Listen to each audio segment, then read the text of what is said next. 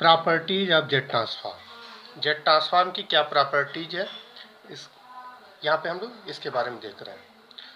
तो फर्स्ट जो Z transform की फर्स्ट प्रॉपर्टी है वो लीनियरिटी। लीनियरिटी का मतलब which obey principle of superposition and principle of homogeneity. ठीक है, मतलब कि यदि हमारे पास कोई सिग्नल x1n है और उसका जेट ट्रांसफॉर्म x1z है और उसका ROC R1, second signal x2n है, उसका जेट ट्रांसफॉर्म x2z है और उसका आरओसी जो है R2 है। तो अगर हम इन सिग्नल को स्केल्ड कर लें और स्केल्ड करके इनको आपस में ऐड कर लें, मतलब A1 times x1n plus A2 time x2n, तो इनका जो जेट ट्रांसफॉर्म होगा वो सेम अमाउंट स्केलिंग हो जाएगी इनके जेट ट्रांसफॉर्म में, मतलब x1z multiplied by A1 x1z plus A2 multiplied by x2z। ठीक है, तो ये प्रिंसिपल ऑफ ये लीनियरिटी है। ठीक है, इसका प्रूफ क्या है? इसका प्रूफ होगा कि हमें ये जो सिग्नल है इसका जेट ट्रांसफॉर्म लेना है। ठीक है, तो क्या होगा जेट ट्रांसफॉर्म का formula, summation of n equal to minus infinite to plus infinite xn Z की पावर माइनस n। ठीक है, x यहाँ पे xn जो दिए, जो xn है सीक्वेंस है, टाइम सीक्वेंस जो वैल्यू है वो है A1 x1n plus A2 x2n। यहाँ पे वैल्यू पुट कर देते हैं जेड की पावर माइनस n। ठीक है, फिर हम ये समेशन को सेपरेट कर लेते हैं, minus infinite to plus infinite A1 x1n plus minus infinite to plus infinite summation A2 x2n Z की पावर माइनस n। तो ये फार्मूला हो गया। A1 एज ए कांस्टेंट है, ये समेशन के आउटसाइड होगा, और ये फार्मूला हो गया जेट ट्रांसफॉर्म का, any time domain sequence multiply with Z की power minus n means Z transform of x1n। तो ये x1n का जेट ट्रांसफॉर्म x1z हो गया। सिमिलरली x2n का जेट ट्रांसफॉर्म x2z। तो ये प्रूफ हो गया। नेक्स्ट प्रॉपर्टी है time shifting property. Time shifting property, time shifting property क्या चीज़ है कि अगर कोई सिग्नल xn है, इसका जेट ट्रांसफॉर्म xz है, अगर हम इस सिग्नल को एडवांस कर दें या डिले कर दें तो इसका जेट ट्रांसफॉर्म हो जाएगा xn प्लस के, जितना अमाउंट का हम एडवांस कर लिए उतना अमाउंट मल्टीप्लाइड हो जाएगा जेड की पावर k से। यहाँ पे हमने k अमाउंट शिफ्टिंग किया है तो जेड की पावर प्लस के xz। सिमिलरली xn माइनस के का जेट ट्रांसफॉर्म हो जाएगा, यहाँ k अमाउंट डिले किया है तो जेड की पावर माइनस के xz। ठीक है, आरओसी माने xn का जेट, xn जो हमारा सिग्नल था उसका जेट ट्रांसफॉर्म का जो आरओसी था वो R1 टू R2 था, तो शिफ्टिंग पे भी वही सेम आरओसी हो। ठीक, अब हम इसको प्रूफ करना चाहते हैं, तो हमारे पास मान लिया जो सिग्नल है xn माइनस के का जेट ट्रांसफॉर्म जो हो गया z माइनस के xz। अब जेट ट्रांसफॉर्म अब हम प्रूफ करना चाहते हैं कैसे होगा। Z transform of xn minus K क्या होगा, जेट ट्रांसफॉर्म का formula summation of n equal to minus infinite to plus infinite, यहाँ पे हमारा टाइम डोमेन सीक्वेंस है xn minus K into Z की पावर माइनस n। ठीक, अब हमने क्या किया, n माइनस के को एक नया वेरिएबल हमने ले लिया m। ठीक, तो अब सारे वेरिएबल m के अकॉर्डिंग हो जाएंगे। तो अब क्या चीज़ हो गया, समेशन ऑफ n की value minus infinite to plus infinite था, तो m की वैल्यू भी minus infinite to plus infinite. क्यों? क्योंकि हमें मालूम है अगर n की वैल्यू माइनस इनफाइनाइट है तो माइनस इनफाइनाइट में k अमाउंट अगर हम सब्ट्रैक्ट कर दें तो माइनस इनफाइनाइट ही रहेगा, तो इसका मतलब m भी माइनस इनफाइनाइट ही रहेगा। अगर n की जगह प्लस इनफाइनाइट पुट कर दें तो इनफाइनाइट में से अगर कोई नंबर सब्ट्रैक्ट करें तो इनफाइनाइट ही रहेगा, तो m minus infinite to plus infinite. ठीक, एक्स एन माइनस के को हमने m ले लिया, जेड की पावर माइनस n, n की जगह हम लोग लिख सकते हैं माइनस के को हम लोग राइट हैंड साइड ले जाते हैं तो प्लस के हो गया, तो n की जगह हम लोग लिख सकते हैं m प्लस के, m प्लस के, n की जगह हमने पुट कर दिया। ठीक, अब क्या चीज़ हो गया, इसको सेपरेट किया क्योंकि अब हमारा वेरिएबल m में है, तो z minus K as a constant, इसको समेशन के से हमने बाहर किया और m minus infinite to plus infinite X M Z की पावर माइनस m, तो ये जेड ट्रांसफॉर्म का फार्मूला हो गया। कोई सीक्वेंस है उसका जेड ट्रांसफॉर्म होता है minus infinite to plus infinite, जो भी वेरिएबल होता है जेड की पावर माइनस एम। तो ये फार्मूला हो गया जेड की पावर माइनस के एक्स। तो प्रूफ हो गई टाइम शिफ्टिंग प्रॉपर्टी। नेक्स्ट जो हम लोग नेक्स्ट देखते हैं, नेक्स्ट प्रॉपर्टी हमारी रहेगी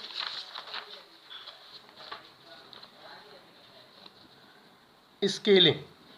नेक्स्ट प्रॉपर्टी है स्केलिंग इन जेड डोमेन। अब हम लोग क्या कर रहे हैं, जेड डोमेन में स्केलिंग कर दे रहे हैं। मतलब अगर हमें पहले से मालूम है कोई सिग्नल एक्सएन है, उसका जेड ट्रांसफॉर्म एक्स जेड है, और हम लोग क्या कर रहे हैं, टाइम डोमेन सीक्वेंस है, टाइम डोमेन सीक्वेंस है। अगर हमने इसमें ए की पावर एन से मल्टीप्लाई कर दिया, मतलब एक्सपोनेंशियल मल्टीप्लिकेशन कर दिया ए की पावर एन से, तो क्या चीज़ हो जाएगा, जो जेड ट्रांसफॉर्म हो जाएगा वो जेड की जगह रिप्लेस हो जाएगा जेड बाई ए। ठीक है। और माने आर ओ सी जो है, इसका आर ओ सी अगर है जेड का आर वन और आर टू के बीच में है, तो अगर हमने जितना अमाउंट का स्केलिंग किया है तो आर ओ सी क्या होगा, आर ओ सी जो होगा पहले वाले आर ओ सी में उतना टाइम्स का मल्टीप्लाई हो जाएगा। A times R one in Z की value R one to R two के बीच में है, तो नेक्स्ट इसका जो होगा ए की पावर एन एक्स एन का जो जेड ट्रांसफार्मर उसकी आर ओ सी हो जाएगी a R one less than Z less than a R two. ठीक है। इसका अगर हम प्रूविंग करें तो अब टाइम डोमेन सीक्वेंस ये है, इसका जेड ट्रांसफार्म का फार्मूला हो गया ये। ठीक है। अब हमने क्या किया, एक्स एन को सेपरेट किया और ए की पावर एन जेड की पावर माइनस एन को हमने लिखा ए की पावर माइनस वन जेड की पावर माइनस एन। ठीक है। अब क्या चीज़ हो गया, इसको ये क्या चीज़ हो गया कि हम लोग ने देखा था किसी भी सीक्वेंस टाइम डोमेन सीक्वेंस होता है उसका जेड ट्रांसफॉर्म होता है minus infinite to plus infinite X N, यहाँ होता है जेड की पावर माइनस एन। तो यहाँ जेड की जगह रिप्लेस हो गया है ए इनवर्स जेड। तो इसका मतलब ये क्या चीज़ हो जाएगा, एक्स जेड, जेड की जगह रिप्लेस हो जाएगा ए इनवर्स जेड, और ए इनवर्स जेड को हम लोग लिख सकते हैं जेड अपान ए। इसका मतलब ए की पावर एन एक्स एन का Z transform X z upon ए होगा। ठीक है। पास है टाइम रिवर्सल प्रॉपर्टी।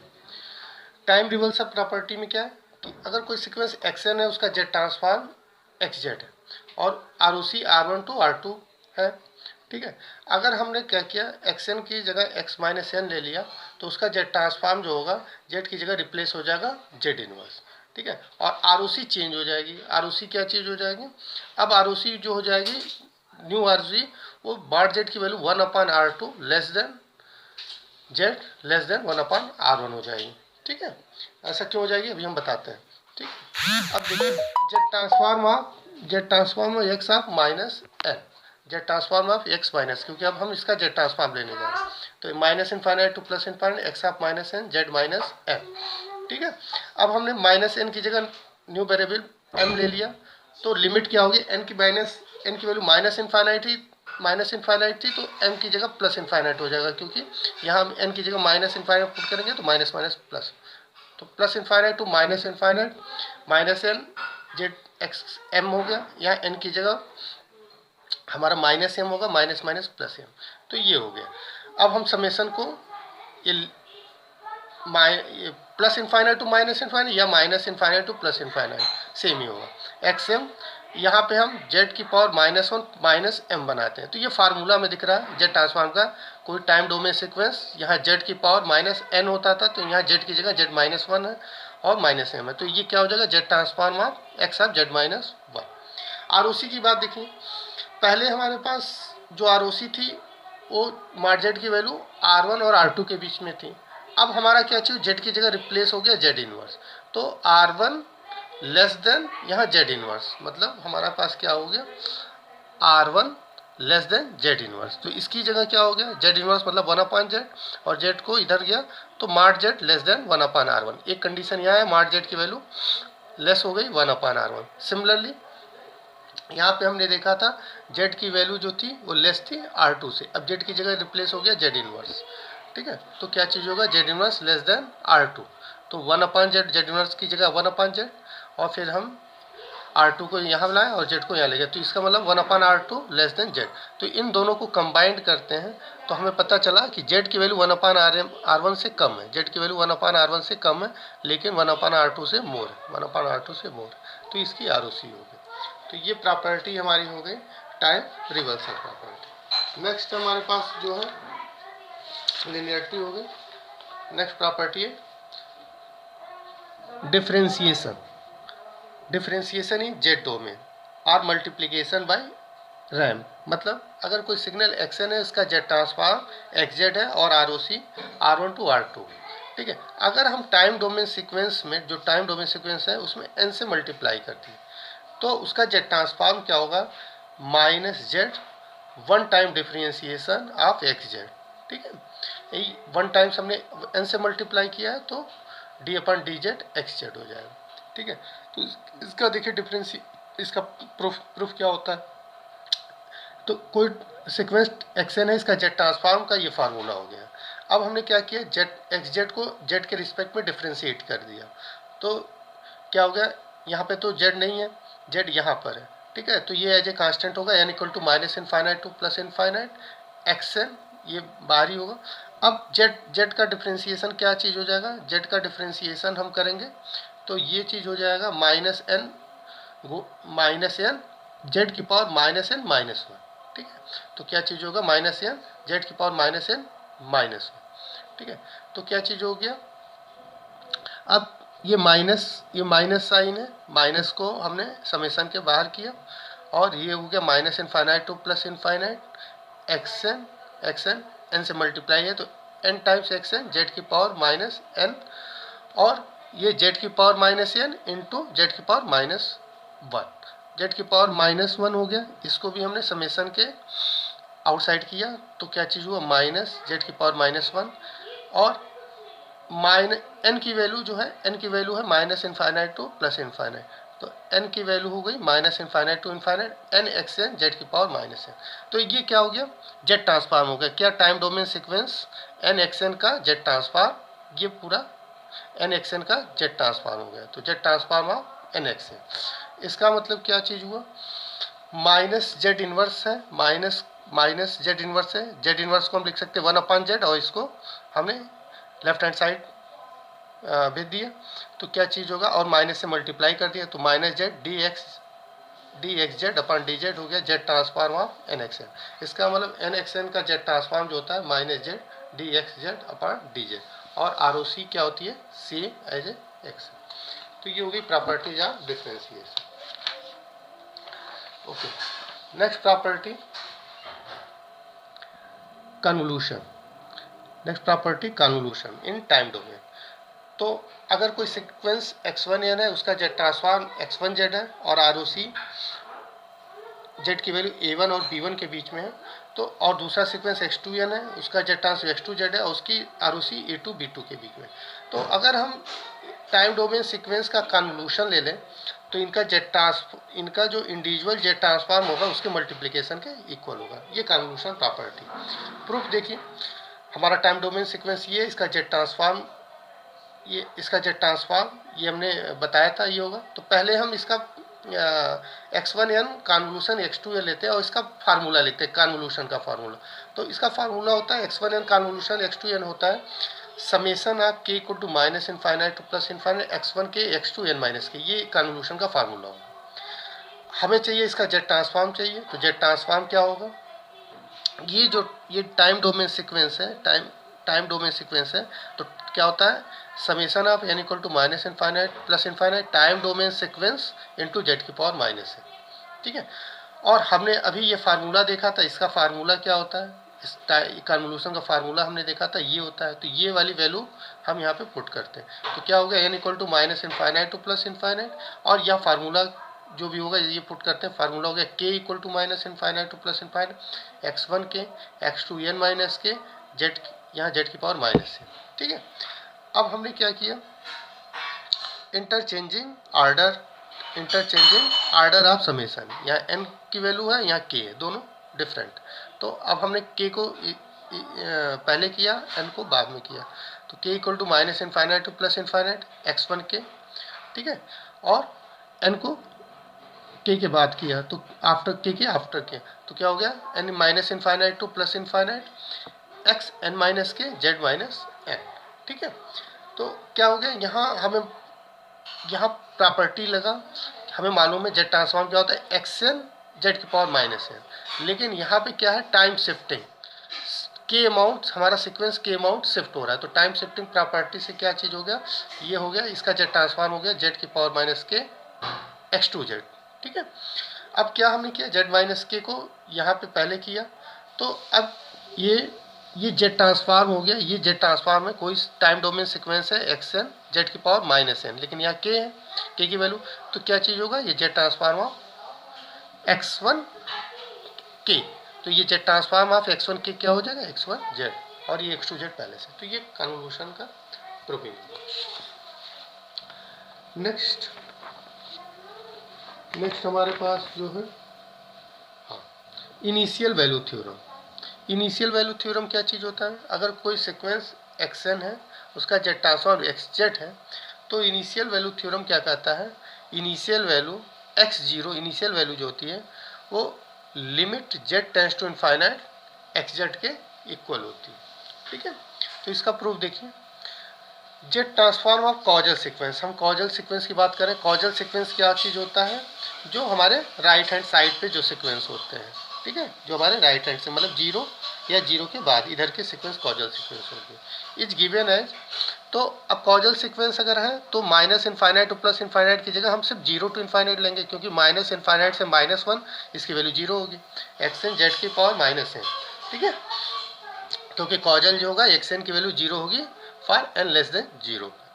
तो अब हम इसको एक्सपेंड करें तो ये एक्स जेड हो गया, एन की वैल्यू जीरो रखें तो एक्स जीरो या जेड की वैल्यू जीरो तो वन हो गया x zero, x one z minus one, x two z minus two, ऐसे हो गया।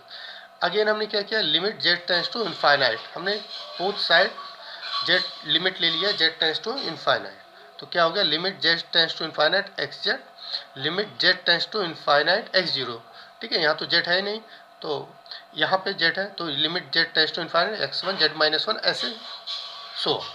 तो अब क्या चीज़ हुआ, z tends to infinite z minus one को हम लिख सकते हैं वन अपान जेड, और जेड टेंड्स टू इनफाइनाइट मतलब वन अपान इनफाइनाइट मतलब जीरो, तो ये सारी वैल्यू जीरो होगी। तो अब हमारा आ गया initial value x zero, initial value क्या चीज़ आ गया, limit Z tends to infinite x. ठीक है, इसी तरह फाइनल वैल्यू थ्योरम क्या होता है, final value theorem, final value x infinite, final value जो होती है इसको हम ऐसे भी लिख सकते हैं, या x n n tends to infinite, क्योंकि यहाँ एन की जगह इनफाइनाइट तो एक्स इनफाइनाइट, तो इसका जो फाइनल वैल्यू होती है वो होती है limit Z tends to one, one minus z inverse x z. ठीक है, ये फाइनल वैल्यू थ्योरम, इसका प्रूफ क्या हुआ,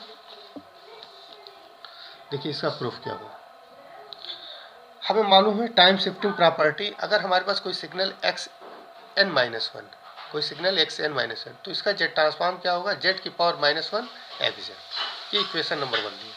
सिमिलरली एक्स एन का जेड ट्रांसफॉर्म क्या होगा, एक्स एन का जेड ट्रांसफॉर्म एक्स जेड होगा, तो अगर हम एक्स एन के जेड ट्रांसफॉर्म और एक्स एन माइनस वन इन दोनों का सब्ट्रैक्शन ले लें, तो इनका जेड ट्रांसफॉर्म क्या चीज़ हो जाएगा, इसका जेड ट्रांसफॉर्म हो जाएगा एक्स एन का जेड ट्रांसफॉर्म एक्स जेड होगा, और एक्स एन माइनस वन का जेड ट्रांसफॉर्म जेड की power minus one X Z.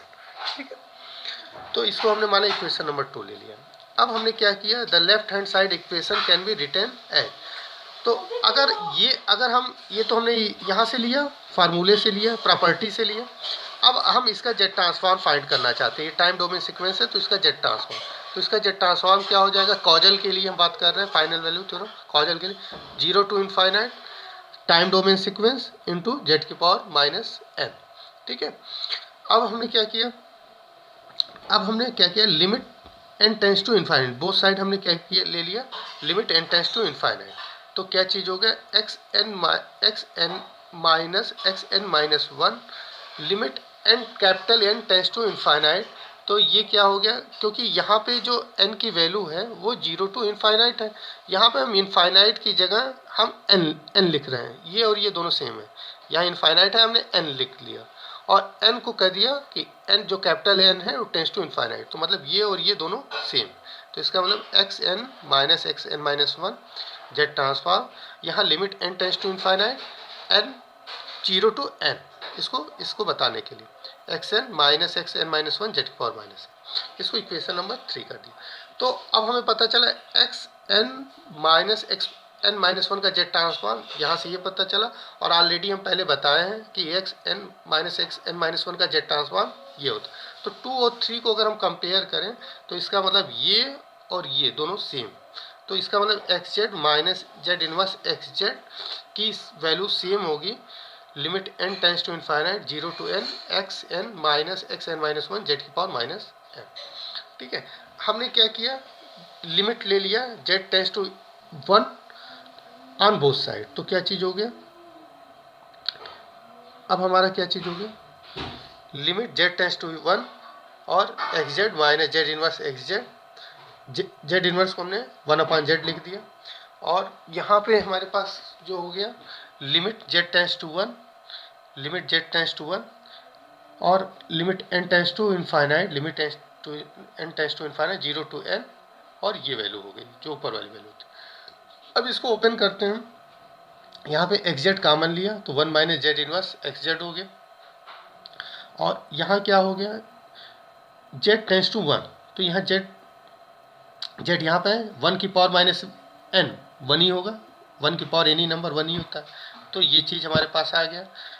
इसके बाद इसको ओपन किया, n की वैल्यू 0, तो 0 x 0, 0 माइनस 1 मतलब माइनस 1, फिर 0 के बाद 1 पुट किया x1, 1 माइनस 1 0, फिर n की वैल्यू 2 पुट किया x2, 2 माइनस 1 2 माइनस 1 मतलब x1 हो गया। तो इस तरह से हमारे पास सीक्वेंस है। पहला सीक्वेंस देखिए क्या है, पहला जब n की वैल्यू जब हम 0 पुट करेंगे, n की वैल्यू 0 पुट करेंगे तो x 0 आएगा और यहाँ 0 माइनस 1 x माइनस 1 आएगा। ठीक है, तो x माइनस 1 हम नहीं ले सकते हैं क्योंकि हमारा कॉजल सीक्वेंस है, इसको हम हटा देंगे।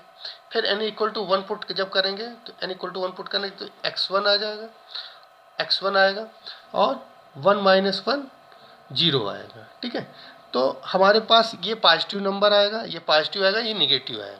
ठीक है, जैसे देखिए फिर से देखिए n इक्वल टू 0 पुट किया, पहले n इक्वल टू 0 तो x 0 हुआ और यहाँ 0 माइनस 1 पुट किया तो क्या हुआ, माइनस 1 हुआ, तो x 0 आया माइनस x माइनस 1 आया, तो देखिए x 0 आया और एक आया माइनस x माइनस 1 आया। इसके बाद n इक्वल टू 1 पुट करेंगे तो क्या आया, x1 आया और 1 माइनस 1 0 आया, तो x1 आया माइनस x 0 आया, क्या है x1 आया और माइनस x 0 आया। ऐसे 2 पुट किया तो x2 आया और 2 माइनस 1 x1 आया, तो क्या है x2 आया और x1 आया। इस तरह से हम पुट करते रहेंगे। लास्ट में हमने n पुट किया जो कि n इनफाइनाइट, तो xn आया, स्मॉल n की जगह कैपिटल n आया और कैपिटल n माइनस 1 आया। तो इस तरह से अगर हम देखें तो हमारे पास क्या चीज़ होगा, ये एक दूसरे कैंसिल हो जाएगा, x0 से कैंसिल होगा, x1 से कैंसिल होगा, ऐसे xn माइनस 1 होगा, xn माइनस 1 से कैंसिल हो जाएगा। x माइनस 1 की वैल्यू 0 होगा क्योंकि कॉजल ही होगा। तो हमारे पास जो यहाँ पे सिर्फ सीक्वेंस बचेगा, वो सिर्फ सीक्वेंस बचेगा, वो सीक्वेंस क्या बचेगा, सिर्फ एक्सन सीक्वेंस बचेगा, यही सीक्वेंस बचेगा, बाकी सब एक दूसरे से कैंसिल हो जाएंगे। सिर्फ एक्सन हमारे पास सारे वैल्यू एक दूसरे कैंसिल होंगे, सिर्फ एक्सन बचेगा। तो ये फार्मूला हो गया, limit n tends to infinite x n equal to limit z tends to 1 minus z inverse x z. तो ये हो गया प्रॉपर्टी फाइनल वैल्यू थ्योरम। ठीक है, इनिशियल वैल्यू थ्योरम फाइनल, तो ये प्रॉपर्टी